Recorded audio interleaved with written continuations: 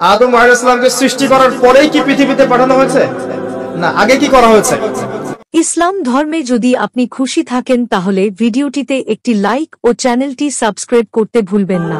আগে জ্ঞান শিক্ষা দেয়া হয়েছে, শুরু থেকেই জ্ঞান আছে। আর এই জ্ঞান সৃষ্টিগতভাবে আমাদের মধ্যে ছিল না, আল্লাহ পাক শিখিয়েছেন। তাহলে সভ্যতা এগিয়ে যাবে কিভাবে? জ্ঞান চর্চার মধ্য দিয়ে। বুঝতে পারছেন? আগে জ্ঞান। এখনো যদি আপনি একটা সুন্দর সভ্যতা চান, জ্ঞান চর্চা, এছাড়া কোনো অপশন নাই। জ্ঞান এর চর্চা, প্রসাদ প্রচার, সভ্যতা সমাজ সুন্দর হবে ইনশাআল্লাহ। এরপর কি হলো? সভ্যতা এগিয়ে গেল কিভাবে? তার বুকের হাড় থেকে হাওয়া আলাইহিস সালাম, এই যে সভ্যতার একটা অংশ, মহিলাদেরকে ছাড়া কি আপনি সমাজ চিন্তা করতে পারবেন? তারা আমাদের মধ্য থেকেই সৃষ্টি, এবং বাঁকা হাড় থেকে। জোরে চাপ দিতে যায় না, ভেঙে যাবে। জোরে চাপ দিতে যায় না, ভেঙে যাবে। বাস্তব অভিজ্ঞতা থেকেই বলছি। আর ছেড়ে দিলে আবার ওইভাবেই থেকে যাবে। এই জন্য উত্তম নসিহতের মধ্য দিয়ে একটু মানায় টানায় চলতে হবে আর কি দুনিয়ার জীবন। সবকিছু 100% মনের মতো হবে না, একটু মানায় নিয়ে চলতে হবে। কারণ আমি নিজেও সাহাবী নই, দেখবেন আমার স্ত্রীও মহিলা সাহাবী নন, আপনিও সাহাবী নন, আপনার স্ত্রীও মহিলা সাহাবী নন। তাই ওই হিসাব কিতাব করে লাভ নাই। আমরা সবাই অপরাধী, সবার মাঝে ল্যাকিংস আছে। এই জন্য সবার উচিত সবার ভুলগুলোকে ক্ষমা করে দুনিয়ার জীবনটা হৃদ্যতা ভালোবাসার সাথে কাটানো। তাহলে পরিবার ঠিক থাকবে ইনশাআল্লাহ। এরপরে কি পরীক্ষা? কিসের পরীক্ষা? এই গাছের কাছে যেও না। কোন গাছ? এই প্রশ্নের দরকার নাই তো আমার, কোন গাছ? যে গাছই হোক, এই গাছের কাছে যেও না। তার আগে আল্লাহ পাক বলে দিলেন, আদম আসো। ফেরেশতাদেরকে ডাকলেন, আদম তুমি এই নামগুলো বলে দাও। তিনি সব নাম বলে দিলেন। ফেরেশতাদেরকে আগে জিজ্ঞাসা করেছিলেন তোমরা বলে দাও, তারা বলেছে লা ইলমা লানা ইল্লা মা আল্লামতানা। এখানে জ্ঞানের মধ্য দিয়ে আল্লাহ পাক আদম আলাইহিস সালামকে সম্মানিত করলেন। জ্ঞান, সম্মান, নবী, সভ্যতার সূচক। আমার কথা কি বুঝতে পারছেন? এরপরে ইবলিস, সবাই সিজদা করলো। আদম জ্ঞানে জয়ী হয়েছে, তোমরা সবাই তাকে সিজদা করো। আল্লাহ পাক আদম আলাইহিস সালামকে বড় করলেন, কারণ তিনি তাকে ভালোবাসেন। আল্লাহ পাক আমাদেরকে ভালোবাসেন, বাসেন না? আল্লাহ পাক আমাদেরকে প্রচন্ড ভালোবাসেন। আর আপনি যাকে ভালোবাসবেন তাকে বড় করতে চাইবেন না? আল্লাহ পাক আদম আলাইহিস সালামকে উঁচু করলেন, তোমরা আদমকে সিজদা করো। ওয়া ইয কুলনা লিল মালাইকাতি ইসজুদু লিআদম ফাসাজাদু, সবাই সিজদা করলো ইল্লা ইবলিস। ইবলিস কেন সিজদা করলো না? কিয়াস করলো, খলাকতানি মিন নার ওয়া খলাকতাহু মিন তিন। আমাকে সৃষ্টি করেছেন আগুন দিয়ে, তাকে সৃষ্টি করেছেন মাটি দিয়ে, আমি কেন তাকে সিজদা করতে যাব? Remember, listen to me. ইবলিসের জ্ঞান ছিল, ইবলিসের আমল ছিল। আই রিপিট, ইবলিসের জ্ঞান ছিল, ইবলিসের আমল ছিল। ইবলিসের মাঝে বিনয় ছিল না, অহংকার ছিল। ইবলিস ধ্বংস হয়ে গেছে। আমাদের জ্ঞান, আমাদের ডিগ্রি, আমাদের সার্টিফিকেট আমাদেরকে অহংকারী বানায়, আমরা ইবলিসের কাতারভুক্ত হয়ে যাব, নাউযুবিল্লাহ। ঠিক আছে? এবার ইবলিসকে বের করে দেয়া হলো, চিরস্থায়ী জাহান্নামী, অভিশপ্ত করা হলো। আদম এবং হাওয়া আলাইহিস সালাম জান্নাতে রাখা হলো। গাছের কাছে যেও না, তারা চলে গেলেন। কিভাবে চলে গেলেন? এখানে আসেন। ইবলিস এসে ওয়াসওয়াসা দিয়েছে। কি ওয়াসওয়াসা সেটা শুনেন। এটা একটা ভালো প্রশ্ন। কোন ওয়াসওয়াসায় পড়ে তারা এই কাজটা করে ফেললেন? এটা সূরা তহার মধ্যে আছে। কোন সূরা?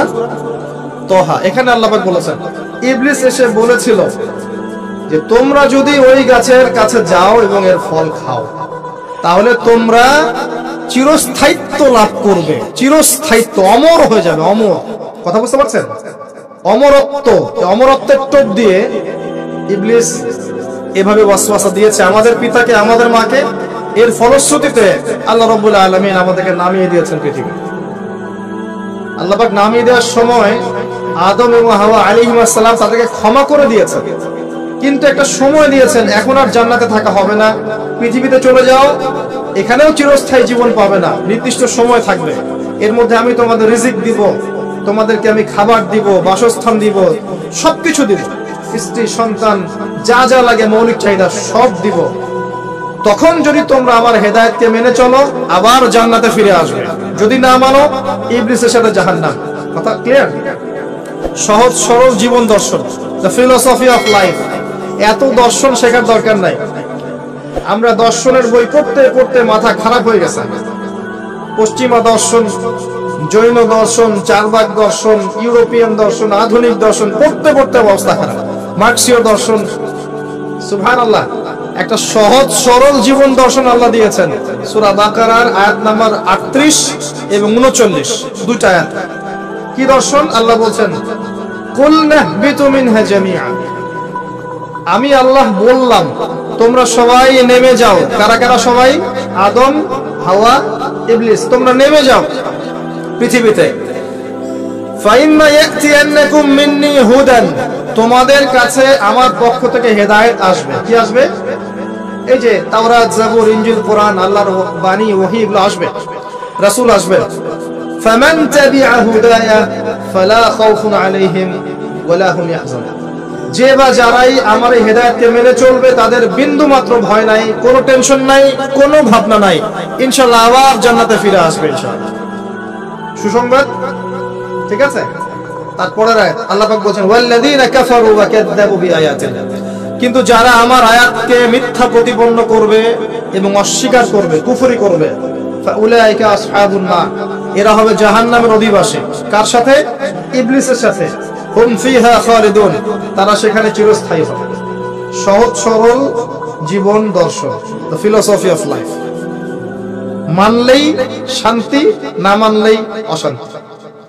এরপর একটা চ্যালেঞ্জ, ইবলিস চ্যালেঞ্জও করছে, আল্লাহ তুমি আমাকে বের করে দিয়েছো, ঠিক আছে, আমি আদম সন্তানের ডান দিক থেকে আসবো, বাম দিক থেকে আসবো, সামন থেকে আসবো, পিছন থেকে আসবো, তাকে আমি জাহান্নামের পথে নিয়েই ছাড়ব। এটা মনে রাখেন মাথার মধ্যে, ইবলিসের চ্যালেঞ্জ। আর আল্লাহ পাকও সতর্ক করলেন, ইন্নাহু লাকুম আদুউম মুবিন, সে তোমাদের স্পষ্ট শত্রু। এবার পৃথিবীতেও নামিয়ে দিলেন, হেদায়েতও পাঠাচ্ছেন, নবী রাসূল পাঠিয়েছেন। সভ্যতা আস্তে আস্তে এগিয়ে চললো। সভ্যতায় দুইটা শক্তি দেখতে পাচ্ছেন, একটা আল্লাহর পক্ষ থেকে আসা শক্তি, একটা শয়তানি শক্তি। এই দুটো নিয়ে সভ্যতা এগিয়ে চলছে। আবারও বলছে, সভ্যতা শুরু হয়েছে নবী দ্বারা, রোমকদের দ্বারা নয়। সভ্যতা শুরু হয়েছে নবী দ্বারা। মানুষ আগে গাছের ছাল পাতা করে থাকতো না। সূরা আরাফে আল্লাহ পাক বলেছেন, আমি মানুষের জন্য, আদম হাওয়া আলাইহিস সালাম, তাদের জন্য লেবাস পাঠিয়েছি, পোশাক পাঠিয়েছি। আমি লেবাস নাজিল করেছি উপর থেকে,